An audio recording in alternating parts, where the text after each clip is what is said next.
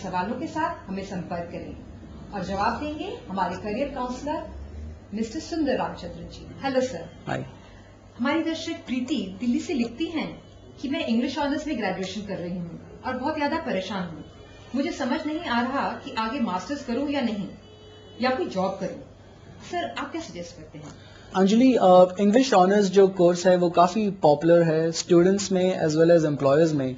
अगर ये जॉब करना चाहती हैं तो प्रीति के लिए कन्वेंशनल अपॉर्चुनिटीज़ ओपन हैं। जैसे मीडिया में लोग इंग्लिश ऑनर्स ग्रेजुएट को काफ़ी हायर करते हैं, तो वो print as well as television join कर सकते हैं एज ए प्रेजेंटर।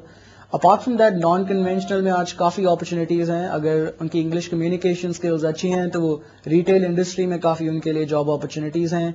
इसके अलावा बीपीओज और कॉल सेंटर्स में आज की डेट में काफ़ी अपॉर्चुनिटीज़ उनके लिए अवेलेबल हैं। अगर वो एकेडमिक्स में जाना चाहती हैं और इंग्लिश पढ़ाना चाहती हैं देन परहैप्स उनको मास्टर्स डिग्री करनी चाहिए, आफ्टर विच उनको BEd side by side pursue करना चाहिए। तो इट रियली डिपेंड्स कि अगर वो इस टाइम पे जॉब करना चाहती हैं तो जॉब अपॉर्चुनिटीज आज की डेट में इंग्लिश ऑनर्स ग्रेजुएट के लिए काफ़ी अवेलेबल हैं। अगर एकेडमिक ओरिएंटेशन है then she should go for her masters. तो प्रीति जी, काफी अपॉर्चुनिटीज हैं आपके पास। तो आइए अब पुणे से सौरभ की क्वेश्चन पे जाते हैं। मैंने बीटेक में अपनी ग्रेजुएशन की है, मुझे भारत में पेट्रोलियम कोर्सेज के बारे में जानना है। सर आप बताएंगे? अगर ये ऑलरेडी इंजीनियर हैं तो India as far as petroleum is concern is a hub पूरे एशिया में। कंट्री में 16% जीडीपी पेट्रोलियम सेक्टर से ही आता है। पेट्रोलियम के कोर्सेज के बारे में अच्छी बात यह है कि सारे जो मेजर कोर्सेज हैं वो इंडस्ट्री स्पॉन्सर्ड हैं। इंडिया की only Fortune 500 company Indian oil corporation 1 year MBA offer करती है पेट्रोलियम मैनेजमेंट में, और उनका खुद का इंस्टीट्यूट है Indian institute of petroleum management. तो ये वहां से 1 साल का कोर्स कर सकते हैं। सिमिलरली ओएनजीसी जो एक काफी बड़ी पेट्रोलियम कंपनी है वो भी 1 year MBA for engineering graduates offer करती है। तो अपॉर्चुनिटीज काफी हैं। ये इंडस्ट्री स्पॉन्सर्ड कोर्सेज हैं, तो अगर ये एमबीए करते हैं तो इसके बाद उनको जॉब्स भी इसी कंपनीज में मिल जाती है। Starting salaries are very good. I think prospects petroleum sector में काफी अच्छे हैं और अनएक्सप्लोर्ड है, इसलिए कंपेटिटिवनेस थोड़ा अभी कम है। तो this is the right time to explore this opportunity. Saurabh, petroleum courses की काफी जानकारी आपको मिल चुकी है। तो आइए अब ऐश्वर्या दिल्ली से क्या लिखते हैं पढ़ते हैं। मैं इंटरनेशनल बिजनेस में वेस्टर्न इंटरनेशनल यूनिवर्सिटी से अपना एमबीए कर रही हूँ और दिल्ली यूनिवर्सिटी से फ्रेंच भी पढ़ रही हूँ। क्या संस्थान नए लोगों को मौका देता है? मैं जॉब के लिए कौन कौन से संस्थानों में कोशिश कर सकती हूँ? वेल, ये रियली डिपेंड करता है कि आपने एमबीए में किस चीज में स्पेशलाइज किया है। जहां तक एम्प्लॉयर्स का सवाल है, फ्रेश एमबीएस को एज ए मैनेजमेंट ट्रेनीज हर सेक्टर में हायर किया जाता है, चाहे वो मार्केटिंग हो, फाइनेंस हो या फिर ह्यूमन रिसोर्सेज हो। अगर आप फ्रेंच भी कर रहे हैं तो ग्लोबली आपके पास एक और लैंग्वेज की प्रोफिशिएंसी है, तो इससे आपके लिए एडेड एडवांटेज रहेगा। जॉब ओपनिंग्स आप न्यूज़पेपर्स में जैसे times and Hindustan times, power jobs, इनको अगर आप ब्राउज करें तो almost on a weekly basis नए नए जॉब्स निकलते रहते हैं। इसके अलावा आप अपने आप को रजिस्टर भी कर सकते हैं naukri.com या monster.com जैसी वेबसाइट्स में, जहां पे फ्रेश एमबीएस के लिए काफी सारी अपॉर्चुनिटीज एडवर्टाइज की जाती हैं।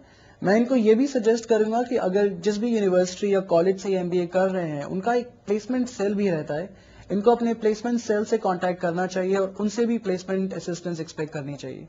से प्रिया लिख रही हैं कि मैं Delhi college of arts and commerce से इकोनॉमिक्स ऑनर्स कर रही हूँ, मुझे एमबीए करना है और इससे पहले मुझे काम करने की इच्छा है। इसके लिए किस प्रकार का कार्य अनुभव अच्छा रहेगा? अगेन ये डिपेंड करता है कि ये एमबीए किस फील्ड में स्पेशलाइज करना चाहती हैं। ग्लोबली ये ट्रेंड है कि ग्रेजुएशन के बाद 2 या 3 साल काम करना बेटर रहता है। इंडिया में भी यही ट्रेंड शुरू हो गया है। लोग प्रेफर कर रहे हैं वर्क एक्सपीरियंस एमबीए से पहले। अगर ये वर्क एक्सपीरियंस चाहती हैं तो जैसे मैंने पहले बताया, रिटेल, बीपीओ, हॉस्पिटैलिटी में आज की डेट में फ्रेश ग्रेजुएट्स के लिए काफी सारी अपॉर्चुनिटीज हैं।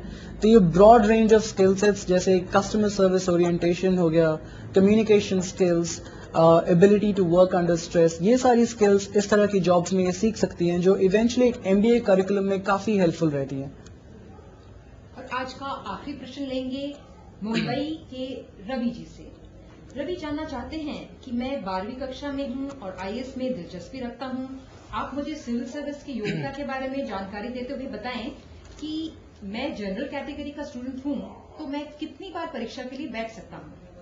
रवि, जनरल कैटेगरी में आप आईएएस के एग्जामिनेशन में 4 अटेम्प्ट्स ले सकते हैं। You should be between 21 to 30 years of age और आपके पास एक रिकॉग्नाइज्ड बैचलर्स डिग्री रहनी चाहिए और जनरल कैटेगरी में आप 4 बार IAS का एग्जामिनेशन अटेम्प्ट कर सकते हैं। All the best Ravi. Thank you mister Sundar. Thank you Anjali. मुझे पूरी उम्मीद है आपको आपके सवालों के पूरे जवाब मिल गए होंगे। अगर आपके मन में अभी भी कोई सवाल है तो आप हमें संपर्क कर सकते हैं। हमारा ईमेल एड्रेस है nrai_dl@rediffmail.com।